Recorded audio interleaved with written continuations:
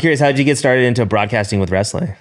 It's more so like just the content creation side. I'd love to broadcast for professional wrestling on any level. I've done MMA, freelancing promotions for people out here as well as in Las Vegas, Los Angeles. Were you like promoting yourself as like I'll announce? Yeah, because I'm a huge UFC or like more just amateur MMA, Okay. even like below Bellator. I remember the first fight I ever commentated. The kid got knocked out. He was an 18-year-old kid, and he started crying on the mat. Like crying like a little kid, and I had to be like, there's fluid coming out of his eyes and it looks like he's crying.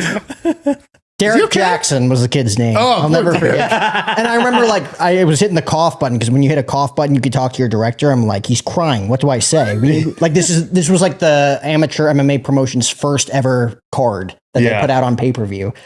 And I'm like, well, should I just say he's crying? Because that's evidently what's happening. He's having an emotional scene.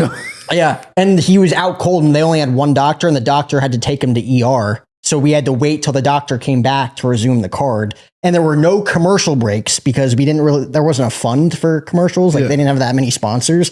So we just had to talk for about an hour while the doctor took him to the emergency room and then came back. So it's obviously live, right? Yeah. What do you do? Anything can happen on live television. Oh, geez. We just talked through the card in detail. Like what we needed to talk about throughout the rest of the broadcast, we had to talk about in that hour.